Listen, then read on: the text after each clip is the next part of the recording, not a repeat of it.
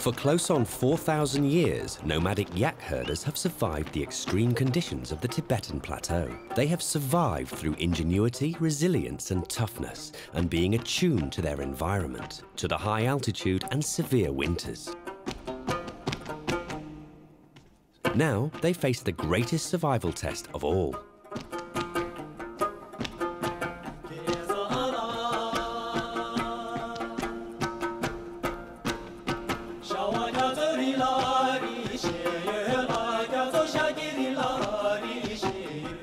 In just 2 decades, from 1995 to 2015, Chinese officials have decreed the forcible removal of more than 2 million Tibetan nomads from their traditional grassland habitat.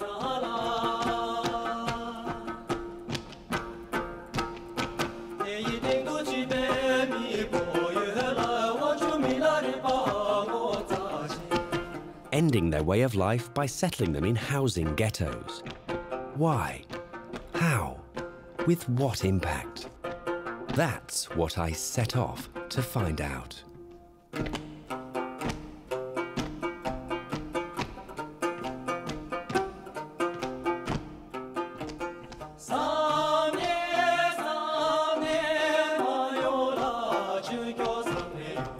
In Tibetan, they are called drokpas, or dwellers of the black tent.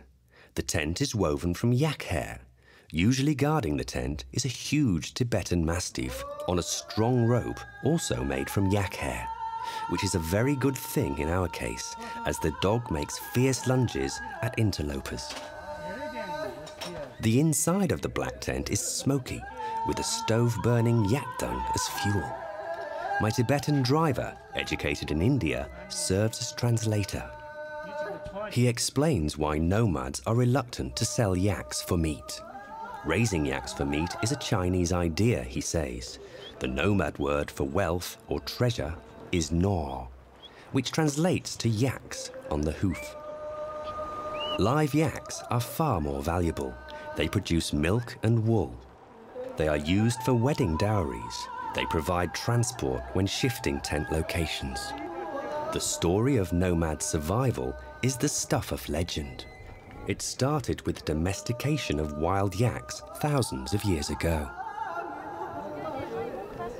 Yaks are superbly adapted to high altitude. Their long, shaggy coats help them withstand sub-zero temperatures. They are sure-footed on mountain slopes and traversing snowbound passes. The Latin name assigned to the yak is Bos grunniens, which means grunting ox. Why do yaks grunt? Rather like humans, it seems that yaks grunt when agitated, or when hungry, or calling their young. This makes them rather comical creatures. But yaks are serious business for the nomads. Tibetan nomads, in fact, are entirely dependent on their yaks for survival, and yaks depend on the vast grasslands found in Tibet. How vast? Well, ethnic Tibet covers a region of 2.3 million square kilometers, about the size of Western Europe. The region has its quota of desert and mountains, and valleys of rich grassland. Tibetans are pastoral nomads, roving around in a constant quest to find the best grass for their herds, and to give their animals lots of exercise. The grasslands are used in rotation for grazing of yaks, sheep, goats, and horses.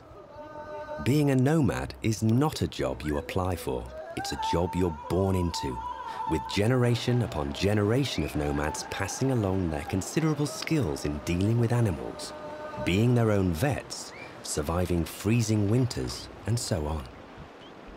Nomads get everything they need from their animals: milk, butter, cheese, yogurt, meat. Any surplus is used for bartering with farmers for barley flour, the staple food of Tibet. In the backcountry, a fast horse is a status symbol, providing transport over rugged terrain. And Tibetans love horse racing festivals in the summer. At this venue, I'm puzzled why there are so few tents. But disappointment turns to astonishment upon discovering that all the horsemen have decamped to the nearby sacred peak, where an extraordinary consecration ceremony is underway. Monks chant blessings, longhorns boom across the valley, smoke from burning juniper and incense billows into the air. At a large set of prayer flags, nomads throw paper squares into the air, embossed with the mythical wind horse carrying printed prayers to the heavens.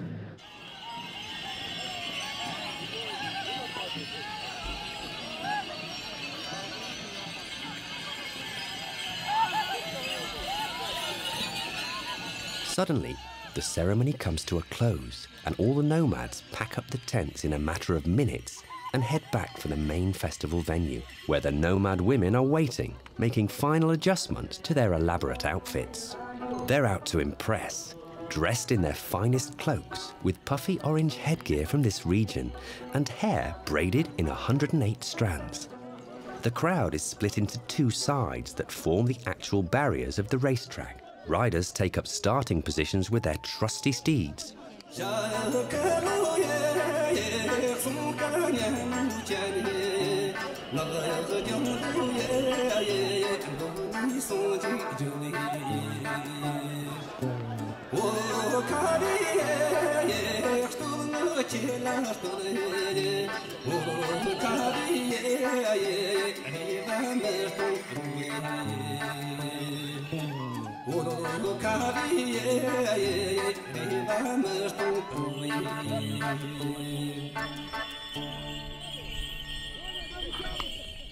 It's been fabulous to see the big horse racing festival, but I get the gut feeling that I'm witnessing a vanishing way of life. Coming back from the festival about 20 kilometers short of Litang, we spot a Chinese construction crew building a housing settlement intended for nomads. What will they do here in the middle of nowhere, with a highway running between the houses? Settling the nomads is a joke, says the driver. Chinese officials make all kinds of promises, medical facilities, schools, but these fail to materialize. The nomads are given a shell of a house, some initial payments, and then abandoned. Ex-nomads end up watching Chinese action movies on TV, getting drunk, arguing, playing pool. They spend state subsidies till the money runs out and then scramble to pay the bills. Bills they have never paid before, for electricity and for food and water. Nomads are proud, self-reliant people, used to wild open spaces by day and a canopy of stars by night. After settlement, they will be neither nomads nor farmers. They will become nobodies, unemployed. Unemployed because absolutely no provision has been made by Chinese authorities for training to adjust to settled life. No attempt to integrate settled nomads into urban areas. No job training, no language training. Nomads cannot read or write Chinese. They cannot even write in Tibetan. China calls them ecological migrants, the same term used by those displaced by dam construction. But outcasts would be closer to the truth. Nomads may wind up becoming alcoholics, or prostitutes, or beggars. Imagine someone telling you that your life has been put on hold, that your future has been cancelled, and that you will be living in limbo. Real money can be made by the nomads in the spring by collecting exotic mushrooms and medicinal herbs in the highlands. These are in great demand. And now for the big bucks. Millions can be made from breeding Tibetan Mastiffs. The Tibetan Mastiff is a dog about the size of a St. Bernard and just as slobbery. It is thought to be the oldest guard dog in existence, with a bloodline going back thousands of years.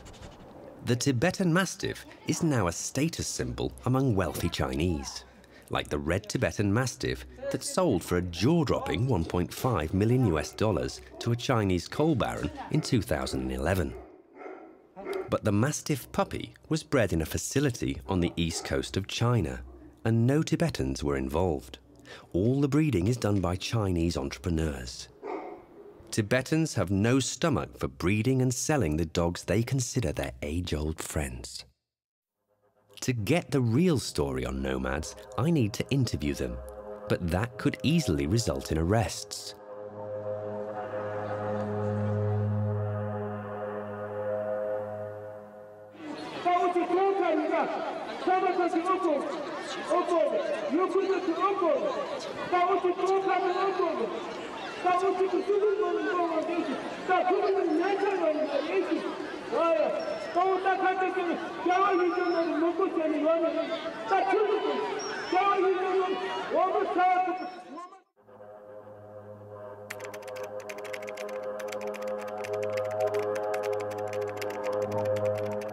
China cracks heads of those who dare to speak out. The only way would be to disguise faces and voices of those interviewed, but smuggling those interviews out would be extremely risky. I arrive at another idea: to head west, paralleling the route used by Tibetans escaping into India, and then interview nomads in exile. Sometimes what you set out to get is not what you end up with. I run into big problems when trying to interview escaped nomads. A major obstacle is the weird dialects spoken.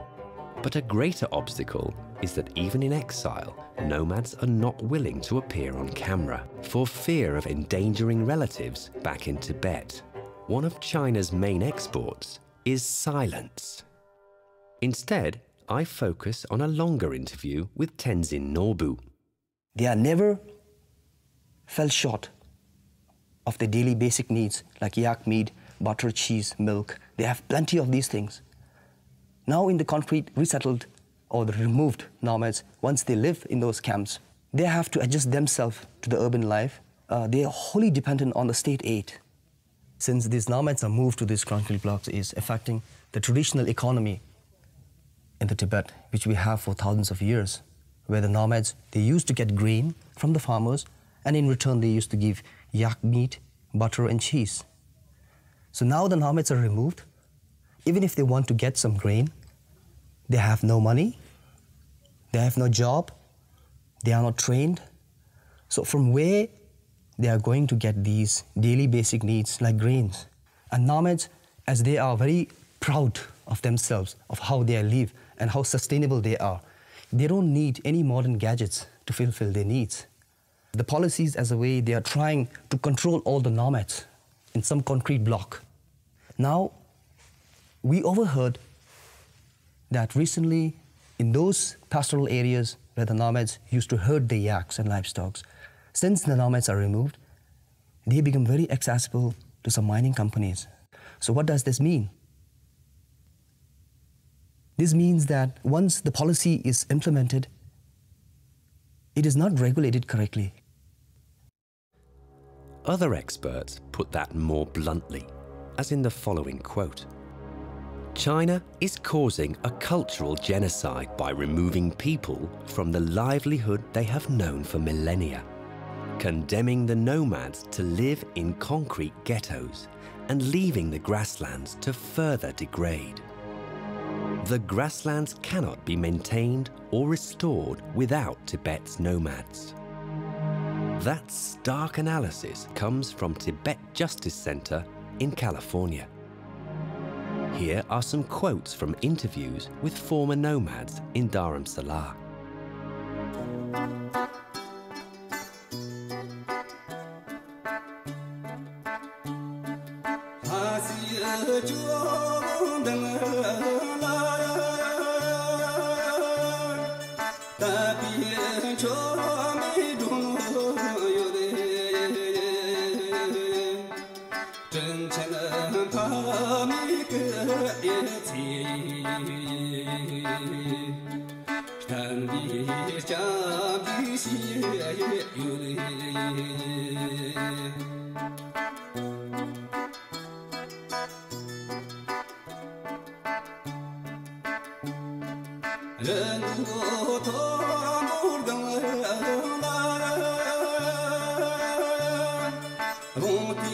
Don't